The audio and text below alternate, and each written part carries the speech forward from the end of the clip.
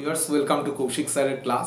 আজকের ভিডিওটা গ্রামীণ ব্যাংকে যারা যারা জব করতে চান, চাকরি করতে চান, তাদেরকে নিয়ে আজকের ভিডিও শুরু করার আগে দু একটা কথা বলে নিই। আমাদের মধ্যে অনেকেই আছেন বাংলা মিডিয়ামে আমরা পড়াশোনা করেছি, সিবিএসসি বা আইসিএসসি বোর্ডের পড়াশোনা করার সৌভাগ্য হয়নি, যার ফলে অনেক সময় কি হয়, এসবিআই ক্লার্কশিপ বা আইবিপিএস ক্লার্কশিপ পরীক্ষায় শুধুমাত্র হিন্দি এবং ইংলিশ মাধ্যম থাকার জন্য আমরা সেই সমস্ত পরীক্ষাকে অ্যাটেন্ড করতে ভয় পাই বা অ্যাটেন্ড করতে চাই না।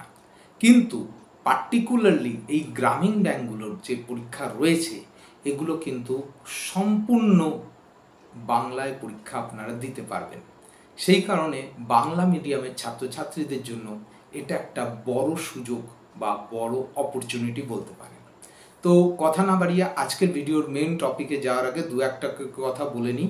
গ্রামীণ ব্যাংকগুলোতে চাকরি কিভাবে পাবেন এটা টপিক, এবং সবচেয়ে বড় কথা কি, যারাই মনে করছেন ব্যাংকে চাকরি করতে চান, ক্লার্কশিপ পদে হোক, অফিস অ্যাসিস্ট্যান্ট পদে হোক, একবারে ভিডিওটা প্রথম থেকে শেষ অবধি একদম বারবার ভিডিওটাকে দেখুন এবং জেনে নিন কিভাবে কি করতে হবে। তো কথা না বাড়ি ভিডিও যাওয়ার আগে দু একটা কথা, আমি ডক্টর কৌশিক কুণ্ডু আপনাদের সামনে আজকে কৌশিক স্যারের ক্লাস চ্যানেলে যারাই প্রথমবার আমাকে ইউটিউবে দেখছেন, অবশ্যই চ্যানেলকে সাবস্ক্রাইব করুন এবং পাশে থাকা বেল আইকন ক্লিক করুন নতুন ভিডিও তাড়াতাড়ি পাওয়ার জন্য। যদি মনে করেন ভিডিও ভালো লেগেছে, অবশ্যই একটা লাইক দেবেন। আপনাদের কাছে লাইকটা হয়তো ফ্রি, কিন্তু আমাদের কাছে ভীষণ গুরুত্বপূর্ণ আপনাদের লাইক। ভিডিওতে কমেন্টস করে জানান আর কি ধরনের ভিডিও দেখতে চান। যারাই মনে করছেন প্রাইভেট সেক্টরে জব পেতে চান বা কমার্স ওরিয়েন্টেড পড়াশোনা করতে চান আমার সাথে প্রাইভেট সেশনে, সেক্ষেত্রে ডেসক্রিপশন বক্সে দেওয়া নাম্বারের সাথে যোগাযোগ করুন।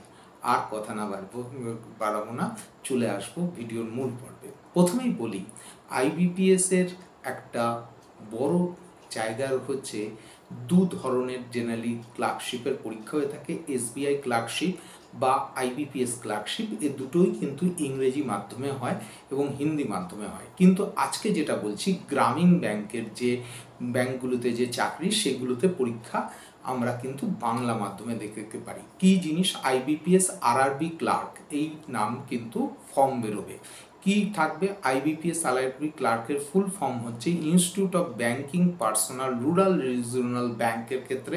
এটাতে ভ্যাকেন্সি কি বেরোয়? প্রথম হচ্ছে ফার্স্ট টাইপ ভ্যাকেন্সি হচ্ছে স্টেট অনুযায়ী। এই মুহূর্তে আমাদের 28টা স্টেট রয়েছে, 28টা স্টেট অনুযায়ী কিন্তু ভ্যাকেন্সি বেরোবে।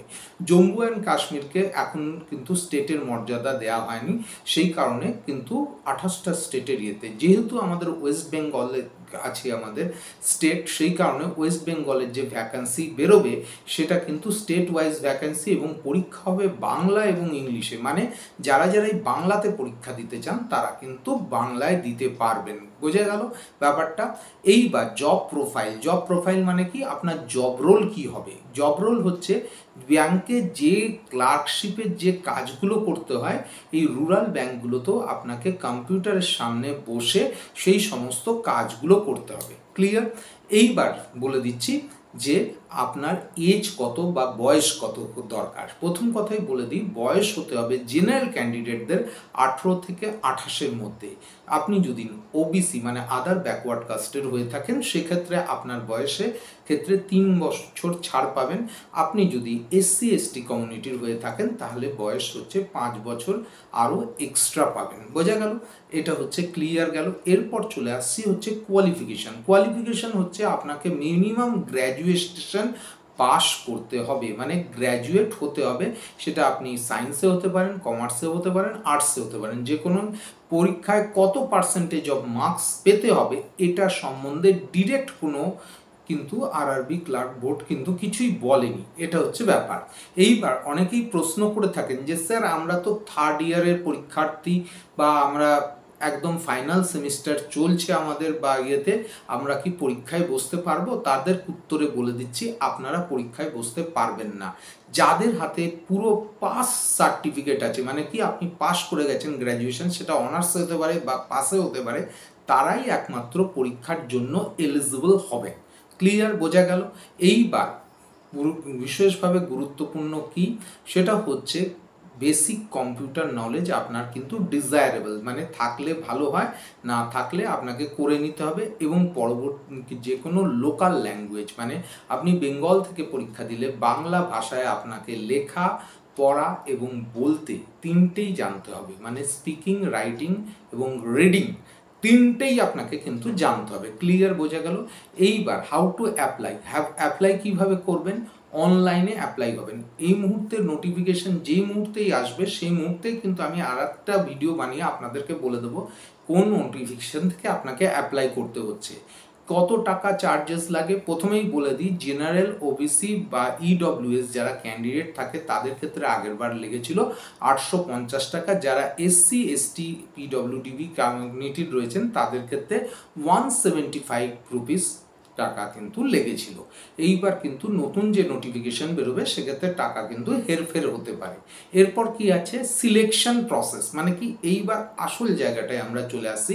সিলেকশন প্রসেসে তিনটে পার্টে সিলেকশন হয়, একটা হচ্ছে পিলি, একটা হচ্ছে মেন, আর একটা হচ্ছে ডকুমেন্টেশন। পিলিতে কি থাকে একটু ক্লিয়ার করে বলি, এটা হচ্ছে কম্পিউটার বেসড এক্সামিনেশন এবং এতে 40টা রিজনিং থাকবে, 40টা ম্যাথ থাকবে। রিজনিং বুঝতেই পারছেন, RS আগরওয়াল বা ওই ধরনের কিছু ফলো করতে পারেন, এবং ম্যাথসে আপনারা কিন্তু 40 নম্বর পাবেন, মানে 80 নম্বরের পরীক্ষা হবে হচ্ছে। মোট টাইম থাকবে হচ্ছে 45 মিনিট। 45 মিনিটের মধ্যে আপনাকে 80 নম্বরের পরীক্ষা থাকবে। কাট আপ কিন্তু প্রতিবার কিন্তু চেঞ্জ হয়, সে কারণে কাট আপ বলতে পারছি না, প্রতিবার চেঞ্জ হয়। মাথায় রাখবেন এই পিলিতে আপনাকে পাস করতে হবে, পিলির কোনো নম্বর কিন্তু মেনে যোগ হবে না, বা তার জন্য আপনার কিন্তু অ্যাডভান্টেজ কিছু থাকবে না। পিলির পাস করে গেলে, মানে পিলি পাস করে আপনি মেনে বসলেন, কিন্তু পিলিতে পাস করাটাই হচ্ছে ফ্যাক্টর, তারপরে আরও এক্সট্রা নাম্বার পেয়ে পাস করেছেন সেটা কিন্তু কনসিডার হবে না। বোঝা গেল? ক্লিয়ার? এইবার মেন পরীক্ষা হচ্ছে খুব গুরুত্বপূর্ণ, MCQ পরীক্ষা হবে, 200 মার্কের পরীক্ষা হবে। কি কি সাবজেক্ট থাকবে খুব ক্লিয়ার করে বলছি। ম্যাথ থাকবে 40 মার্কের, 40টা কোশ্চেন থাকবে, মোটামুটি নাম্বার থাকবে 50। আপনাদের থাকবে রিজনিং, সেটাও কিন্তু 40 নম্বরের 40টা কোশ্চেন থাকবে, মার্কস থাকবে 50 মার্কের। জেনারেল অ্যাওয়ারনেস, এখানেও 40 নম্বরটা কোশ্চেন থাকবে এবং মার্কস থাকবে 40 মার্কের।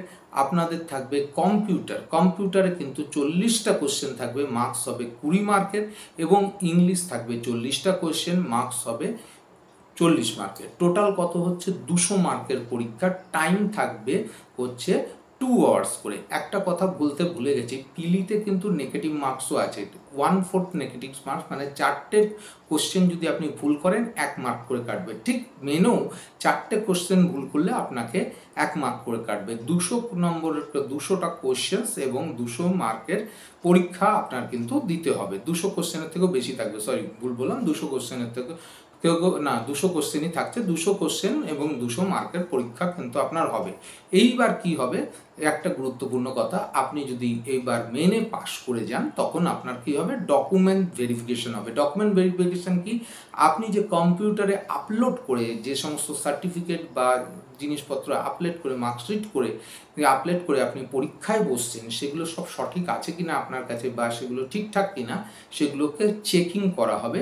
এবং এই যদি চেকিংয়ে আপনি মোটামুটি পাস হয়ে যান তাহলে জেনে রাখবেন একটা মেরিট লিস্ট পাবলিশড হবে, এবং মেরিট লিস্ট পাবলিশ হওয়ার সাথে সাথেই আপনাদের কিন্তু জয়েনিং দিয়ে দেওয়া হবে। এইবার জয়েনিংয়ের ক্ষেত্রে কি বলা দরকার? জয়েনিংয়ের ক্ষেত্রে আপনি কিন্তু জয়েন করে যাবেন।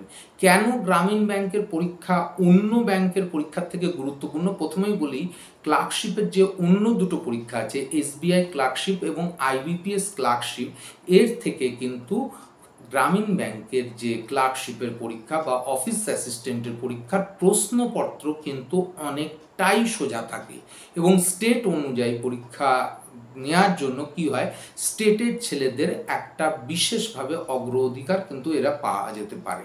এইবার যে কোশ্চেনটা সবচেয়ে গুরুত্বপূর্ণ কোশ্চেন, এত কিছু তো করলাম, স্যালারি কত টাকা পাবো? প্রথমেই বলে দিই, স্যালারি হচ্ছে আপনি বেসিক, TA, DA বা HR সব কিছু মিলিয়ে স্টার্টিং স্যালারি হচ্ছে 28,000 বা 28,000 টাকা হচ্ছে আপনি স্যালারি পাবেন, এবং পরবর্তীতে আপনার এক্সপিরিয়েন্স, অভিজ্ঞতা এবং কাজের দক্ষতার উপর নির্ভর করে প্রমোশন হয়ে আপনার স্যালারি কিন্তু বাড়তে থাকবে। তাহলে যারা মনে করছেন যে আর দেরি কেন, গ্রামীণ ব্যাংকের পরীক্ষার জন্য বসবেন, অবশ্যই পরীক্ষার জন্য রেডি হয়ে থাকুন। নোটিফিকেশন বেরোনোর সাথে সাথে অ্যাপ্লাই করে পরীক্ষায় বসবেন এবং চাকরি আপনাদের হাতের মুঠোয় লেগে যাবে। খুব ভালো লাগলো আপনাদের সাথে এতক্ষণ সময় কাটিয়ে। দেখা হচ্ছে পরবর্তী ভিডিওতে। খুব ভালো থাকবেন। নমস্কার।